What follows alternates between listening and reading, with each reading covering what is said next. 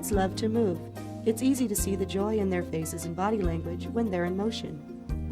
Movement helps children develop their thinking, communication, and social skills as they explore and interact with their surroundings.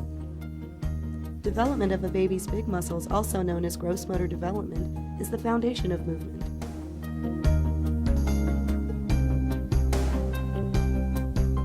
We've asked 5 experts in the field of child development to share their thoughts on this subject.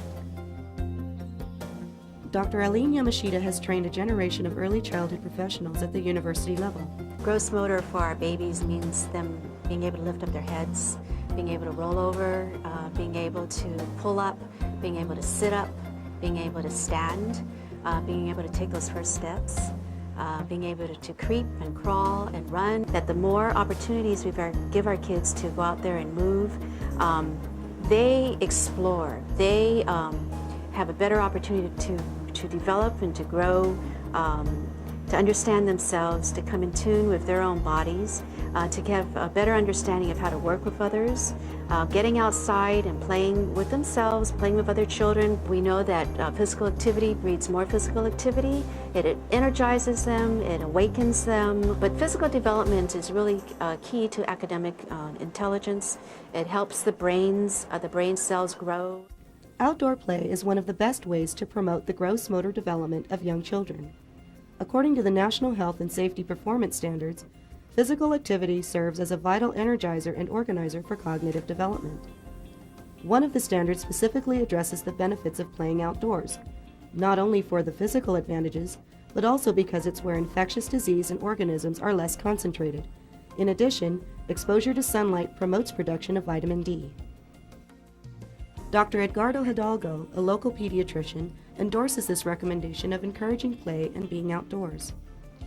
While outside, if we use a dose of common sense and allow them to have a free space, enjoy fresh air, exposing them to the good sun for their vitamin D metabolism, and making sure that there are no other unsafe areas, like, for example, cars and animals and loose objects or sharp objects.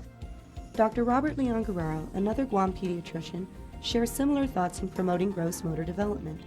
In addition to providing young kids the opportunity to play outside, he advises parents to not carry their children too much.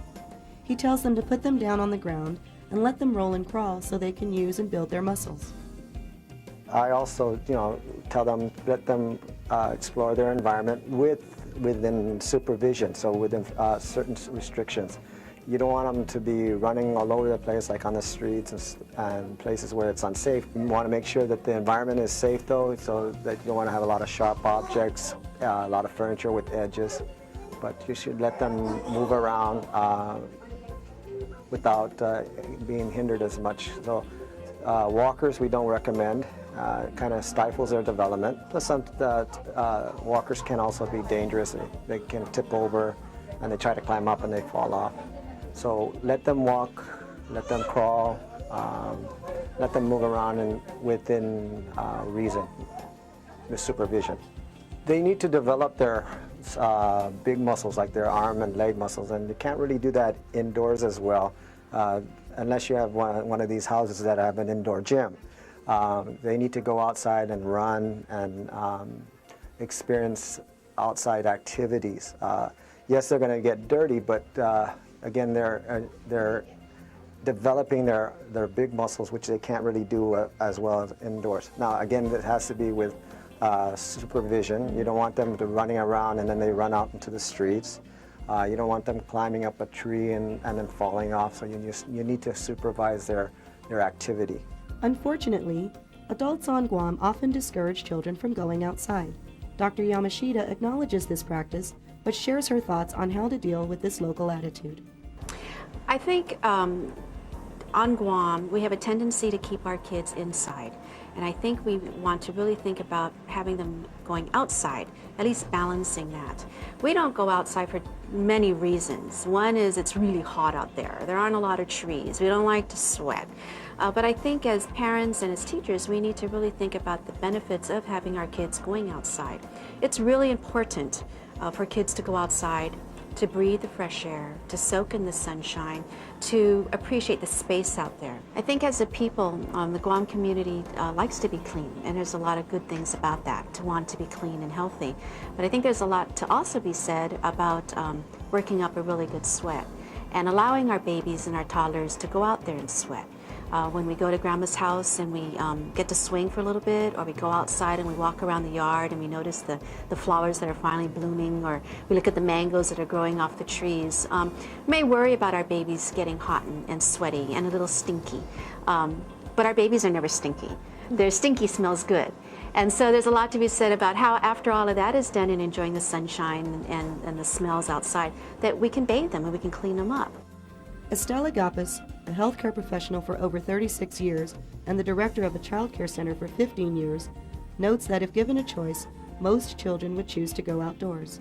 I mean, in fact, we do encourage them to exercise outside, and that's the reason why we provide the tools for them. In the playground, they have big playground toys like swings and climbers and stuff like that. And we also have bicycles, little cars, and basketball, all sorts of and sizes of balls. We also have hula hoops and trampoline and jumping ropes. All those things can help children with their gross motor development. It's important that they sweat, okay? Some cultures don't want their kids to sweat, and that's the culture I come from. But I understand the benefits of sweating and playing outdoors. Outdoor play is further supported by Rene Ranyola, a registered physical therapist with the Guam public school system for the past 25 years. He makes the following observations based on his work with young children who have delays in their development.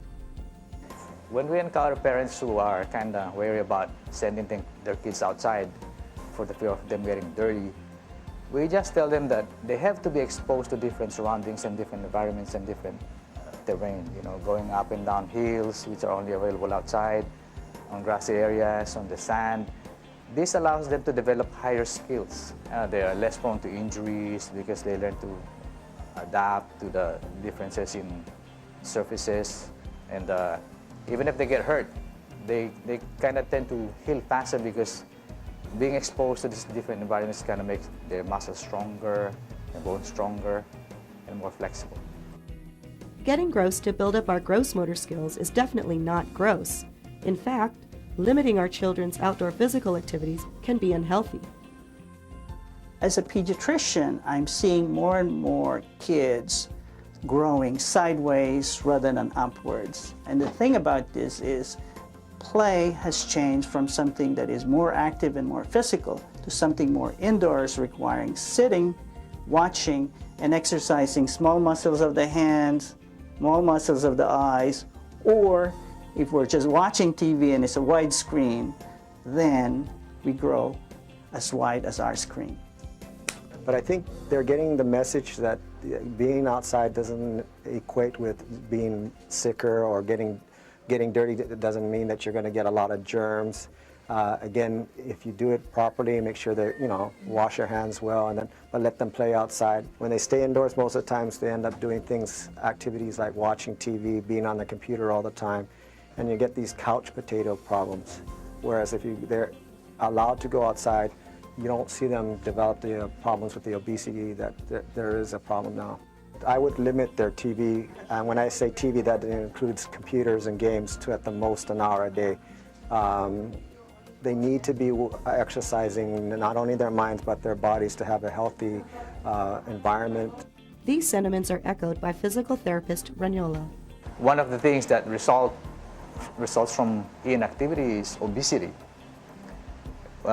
Children who are less active tend to be more obese than the other kids who are more active.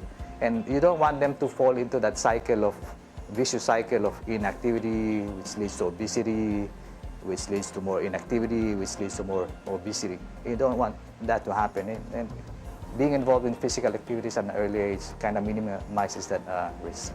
For parents who have children with physical disabilities, I've encountered some parents who have children who are not able to kind of sit up, not able to crawl, at that age that they're supposed to.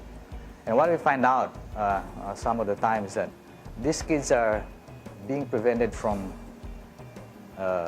being able to move about freely. Either they're kept in the stroller for a long time, or being carried most of the time, or being placed in a walker most of the time, instead of being placed in an environment that would allow them freedom of movement. Muscles are supposed to be moved and stretched, to contract and to lengthen. And you only get that through movement, through physical activities. Especially with children who have these physical disabilities, who are not able to move on their own.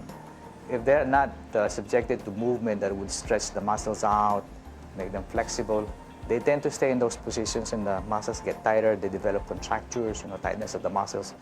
And most of the time they become permanent contractures or permanent tightness. And if they're not subjected to the movement of extending and flexing, then they develop those contractures and tightness. So even children who are 1 year old or maybe even younger who have physical disabilities or a diagnosis of physical disability, they need to be moved in order to prevent the tightness and the contractures from setting in. Adults and parents play an important role in children's development. Through proper supervision and participation, parents and caregivers can ensure that gross motor play is not gross. I would use a good dose of common sense in terms of allowing them to play, which is give them water for hydration, use sunscreen to protect them from the sun, allow them to play wherein the mother or parent will be there to supervise and model the behavior that is expected. I think today it's really easy to stay inside. I think it's really easy to say, well, just turn on the computer, or we'll watch TV or watch a video. It's really easy for us to do that.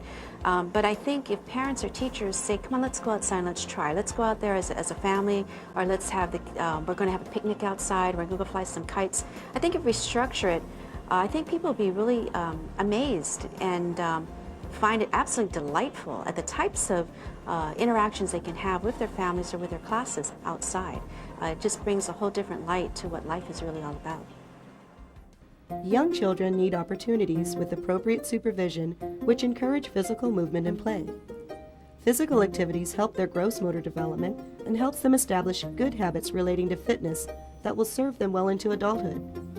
Gross motor development promotes improvements in all areas of growth, including language, adaptive, social, emotional, and thinking skills. So the bottom line is, get out there and get gross!